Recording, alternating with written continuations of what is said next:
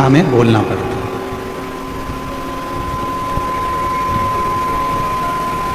लिखित परीक्षा में नकल हो सकती है, लिखने वाली परीक्षा में आप थोड़ी बहुत नकल कर सकते हो, नकल हो सकती है, पर मौखिक परीक्षा में नकल नहीं होती, उसमें तो आपको सामने बैठकर बोलना पड़ता है।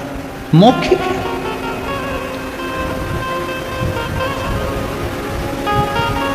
लिखित परीक्षा के नंबर थोड़े बहुत कट सकते हैं, पर मौखिक परीक्षा जो लेने के लिए बैठा है वो आपके बोलने के तरीके को देखकर नंबर बढ़ा भी देता है और नंबर चढ़ा भी देता है और तुम्हें पास करा भी देता है। मौखिक परीक्षा। लिखित परीक्षा में नकल हो सकती है, लिखित परीक्षा में आपके नंबर कम हो सकते हैं, पर मौखिक परीक्षा में आपके नंबर बढ़ सकते हैं, टीचर आपके नंबर बढ़ा सकता है। वो मौखिक परीक्षा। मुख्य उसी तरह शिव महापुराण की कथा कहती है कि मेरे देवादिदेव महादेव को यदि प्राप्त करना है तो मौखिक परीक्षा दो। मौखिक परीक्षा मतलब सवेरे से लेकर शाम के बीच में जितनी बार बन जाए अपने मुख से श्री शिवाय नमस्तुभ्यं, श्री शिवाय नमस्तुभ्यं, श्री शिवाय नमस्तुभ्यं, श्री शिवाय नमस्तुभ्यं। ये मौखिक परीक्षा है। आप जितना पुकारोगे, गज ने पुकारा, भगवान गरुण चढ़कर आ गए उस हाथी की पुकार सुनकर, उस गज की पुकार सुनकर।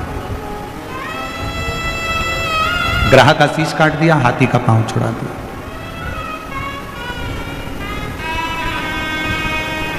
एक चींटी भी अगर पुकारती है, भगवान दौड़ कर आते हैं। एक जीव भी जरा सा पुकारता है, भगवान दौड़ कर आते हैं। यह मौखिक परीक्षा है। आप जितने प्रेम से परमात्मा को पुकारोगे, आप जितने प्रेम से भगवान को बुलाओगे, मेरा परमात्मा उतने प्रेम से दौड़ कर आता है। जब आप और हम शिव महापुराण की कथा को सुनते हैं, भगवान शंकर की कथा को श्रवण करते हैं और कथा सुनने के बीच में बैठकर श्री शिवाय नमस्तुभ्यं जब आंख बंद कर कर, नेत्र बंद कर कर, हाथ जोड़कर जब हम शिव का मंत्र उच्चारण करते हैं और बाद में जब अपने दिल की बात कहते हैं, तो मेरा शंकर भगवान वो 3 महीने में पूर्ण कर ही देता है। ये पुकार है, ये पुकार।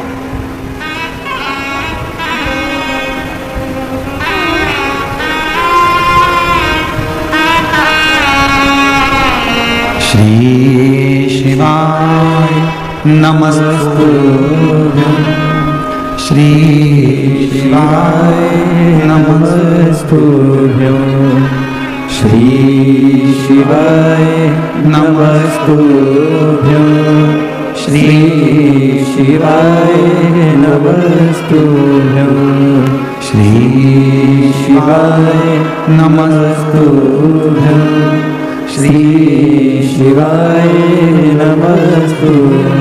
जब आप और हम दिल से जब उसको पुकारें, उसको बुलाएं और उसको अपने दिल का हाल सुनाएं, अपने मन से कुछ उसको कहकर सुनाएं, तो वो सुनता है।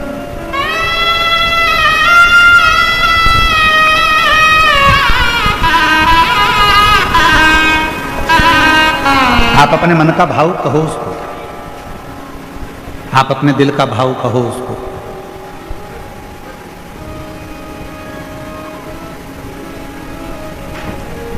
केवल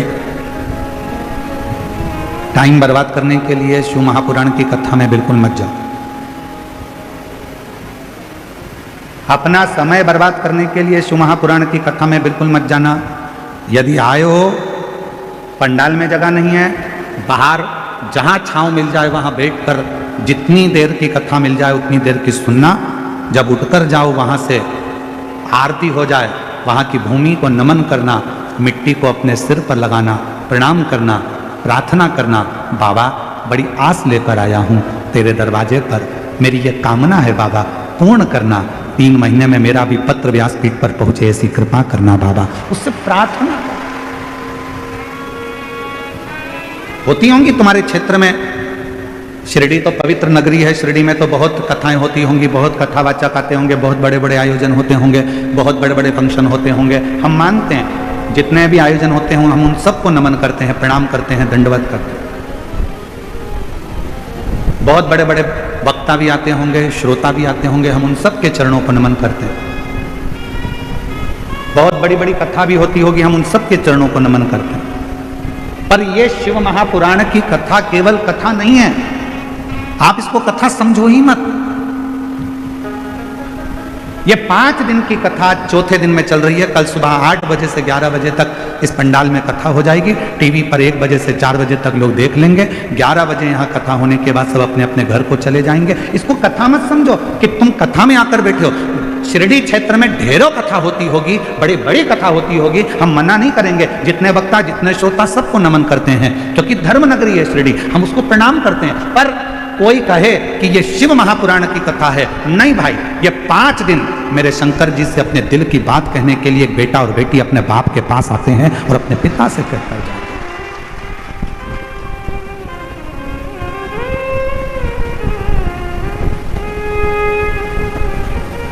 पहले मोबाइल नहीं होते थे, फोन नहीं होते थे, एसटीडी बूथ होते थे।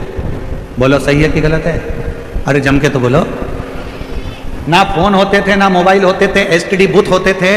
लोगों को बात करना रहती थी तो अपना टाइम निकालकर एसटीडी बूथ पर जाते थे, नंबर डायल करते थे और फोन पे बात करते थे। अपने दिल का हाल उस एसटीडी बूथ के कक्ष में एक कमरा होता था, छोटा सा डब्बा होता था एसटीडी का, उसके अंदर दरवाजा बंद कर कर आप अपने दिल की बात कहते थे। पसीना टपकता रहता था। वो एसटीडी बूथ में एसी नहीं लगा होता था। लगा होता था क्या? अरे बोलो तो जम के। पसीना टपकता था, दरवाजा बंद था, कोई अपनी बात ना सुन ले, एसटीडी बूथ का दरवाजा बंद कर कर हम बात करते थे। 5 मिनट, 10 मिनट, और ज्यादा बात करना हो तो 20 मिनट, 1 घंटा हम अपने दिल की बात उस एसटीडी बूथ के अंदर बैठ कर करते थे। उसी तरह जैसे पहले फोन नहीं होते थे, पहले मोबाइल नहीं होते थे, तो लोग एसटीडी बूथ में जाकर बात करते थे अपने दिल की, जिससे करना होती थी। उसी तरह आज भी ये शिव महापुराण का जो पंडाल है, ये एसटीडी बूथ है और आप अपने अपने घर से आकर परमात्मा से बात करते हो। यहां बैठकर आप शिव से बात कर रहे हो, यहां बैठकर आप शंकर जी से बात कर रहे हो, यहां बैठकर आप अपने दिल का हाल अपने देवादिदेव महादेव को श्रवण करा रहे हो।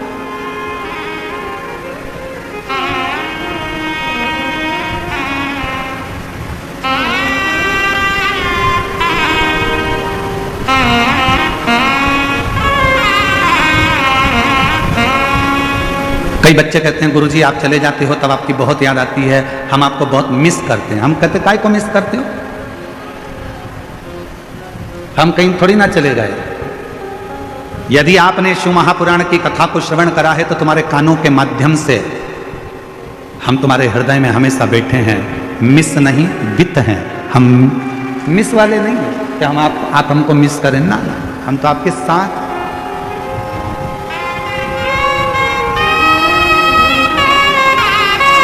और मैंने तेरे ही भरोसे बाबा, तेरे ही भरोसे हवा बिच उड़ती जावांगी बाबा, डोर हथो छड़ी नामे घटी जावांगी।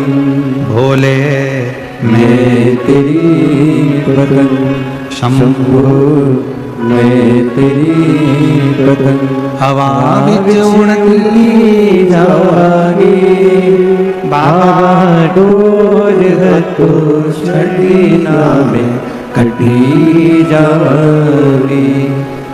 आप शिव से बात करने के लिए आए, यहां केवल कथा सुनने के लिए नहीं आए।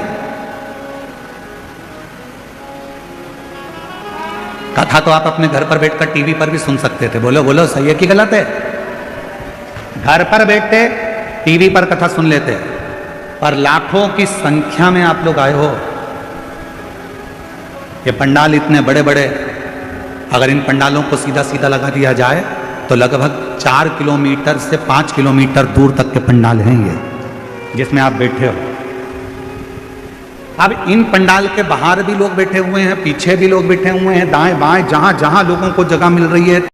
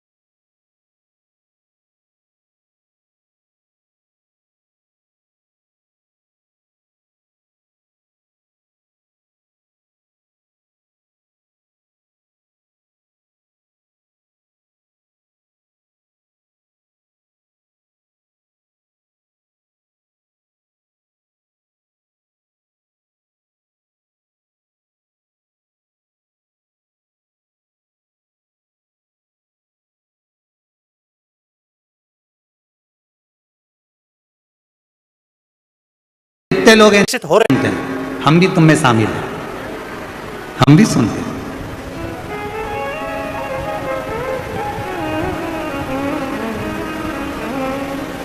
जब खुशी होती है तो गाने सुनते हैं, बोलो बोलो जम के बोलो, थोड़ा थोड़ा गुनगुना भी लेते हैं।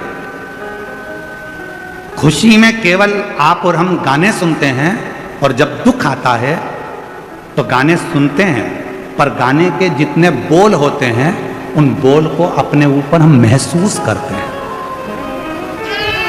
दुख आया, तकलीफ आई, कष्ट आया, तो गाने के जो बोल हैं उसको हम अपने ऊपर महसूस कर रहे हैं। कहीं चोट लग गई दिल में, हृदय में किसी ने धोखा दे दिया, और गाने सुन रहे, दिल के अरमा आंसुओं में बह गए, तो अपने ऊपर महसूस कर रहे हैं मेरी पूरी जिंदगी बर्बाद कर दी मैंने, कितना अच्छा, कितना साथ दिया था और मेरा पूरा जीवन। उस गाने के बोल को हम अपने ऊपर महसूस कर रहे हैं। खुशी में गाने सुनते हैं, दुख में गाने के बोल को अपने ऊपर महसूस करते हैं। शिव महापुराण की कथा कहती है, 3 घंटे की कथा में आप 2-2.5 घंटे कथा सुनते हो। 2-2.5 घंटे की कथा में आप जब 5 मिनट श्री शिवाय नमस्तुभ्यम कहने का आए, भोला मेरा सब दुख काटो, ये बोलने का आए, उस समय पर शंकर को अपने पास में महसूस करना प्रारंभ करो कि मैं शिव मेरे पास में बैठे हैं और मैं शंकर को अपने हृदय का भाव कर रहा हूं।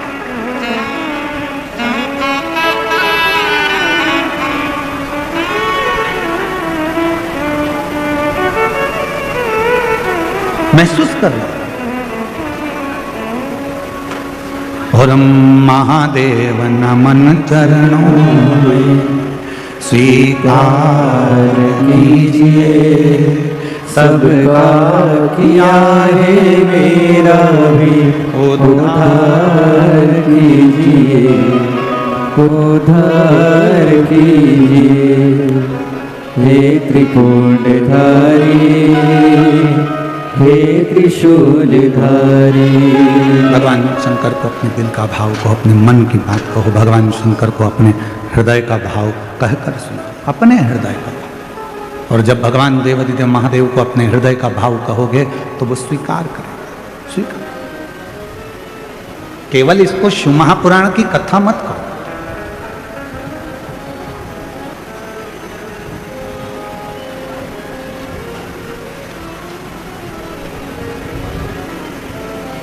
उसकी प्राप्ति का केंद्र बिंदु है ये शंकर की कथा। पहले कथा में कहा, हेलीपैड देखकर हेलीकॉप्टर नीचे उतर जाता है। हेलीपैड देखकर हेलीकॉप्टर नीचे उतर जाता है, और शिव महापुराण कथा का पंडाल देखकर मेरा देवादिदेव महादेव नीचे उतर जाता है। मेरा शिव आता है।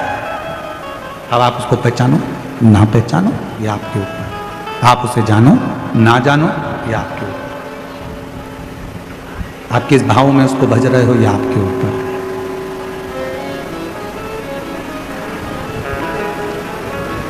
शिव कथा कह रही है। एक बार मां पार्वती जी भगवान शंकर जी को लेकर अपने पिता हिमालय राज्य से मिलने के लिए गए।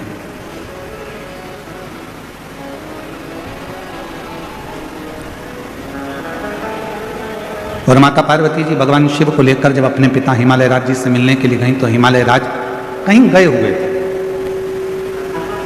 हिमालय राज वहां पर थे नहीं।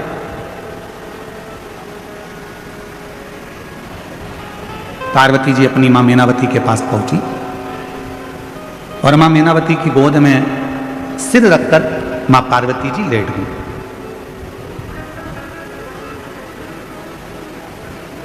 कुछ देरी हुई और कुछ देरी के बाद हिमालय राज आ गए। हिमालय राज जैसे ही आए तो पार्वती जी उनसे जाकर गले लगे। शिव महापुराण की कथा कहती है, बेटा मां को प्रिय होता है और बेटी बाप को प्रिय होती है। बेटी की प्रियता बाप को,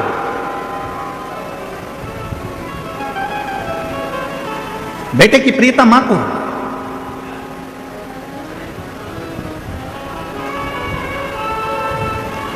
अगर बेटे को कुछ चाहिए होगा ना तो सबसे पहले वो अपनी मम्मी से कहेगा, मम्मा आई। 500 रुपए की जरूरत है, आई पापा से कहना दिलाना, भाऊ से बोलना 500 रुपए दे। बेटे को जरूरत होती है तो वो अपनी माँ से कहता है, और बेटी को किसी भी चीज की जरूरत होती है सबसे पहले अगर बेटी बोलती है तो अपने पापा से कहती है, पापा ऐसी बात है, मुझे पढ़ाई करना है, इस कॉलेज में जाना है, इस स्कूल में जाना है, मुझे ऐसा करना है, मुझे ये कोचिंग करना है, मुझे ये करना है। उसकी प्रियता उसके पिता से।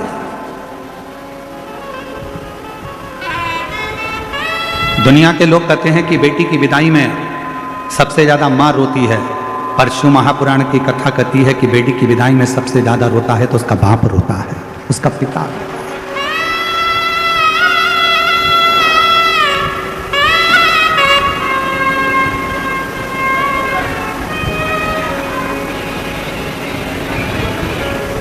दुनिया का एक दान सबसे विचित्र दान है और वो है कन्यादान। दुनिया का एक दान सबसे विचित्र दान है और वो है कन्यादान। एक बाप अपने दिल की, अपने घर की सारी खुशियां दूसरे के हाथ में दान दे देता है, अपनी बेटी का दान कर देता है।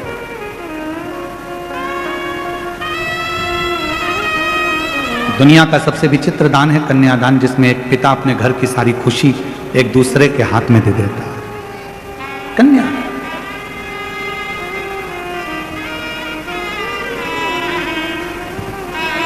दान देने वाले ने तो दे दिया, पर दान लेने वाले ने उसको समझा कि नहीं समझा ये पता नहीं। जितने बैठे हो सकता है हमारी बात का आपको बुरा लग जाए, और लग जाए तो लग जाए, पर शिरडी में कहकर जरूर जाऊंगा। जितने बैठे हो और जितने आस्था चैनल पर कथा श्रवण कर रहे हो, जितने फेसबुक यूट्यूब पर सुन रहे हो, जितने सोशल मीडिया पर कथा सुन रहे हो सकता है हमारी बात का आपको बुरा लग जाए, पर कहूंगा जरूर। देने वाला व्यक्ति देता है और लेने वाला व्यक्ति लेता है। लेने वाले ने लिया, देने वाले ने दिया। देने वाले को मालूम है अगर वो साड़ी दे रहा है तो देने वाले को मालूम है कि साड़ी कितने की आई, 500 की कि 1000 की, उसने उठाई तुमको दे दे। लेने वाले ने क्या कीमत आकी हो, इकट्ठी ले आया होगा, 200-300 रुपए की होगी। बोलो बोलो सही है कि गलत है? देने वाले ने कीमत बाजार से लाया देने वाला, और कीमत आंक कर देने वाला जब लेकर आया उस साड़ी को, उस वस्त्र को, उस आभूषण को, उस बर्तन को, उस रकम को, उस सामान को, उसने उसको देना था तो वो लेकर आया, तो उसके पास कीमत की थी। जिसने ली उसने कीमत नहीं आती, उसने कीमत नहीं देखी। जिसने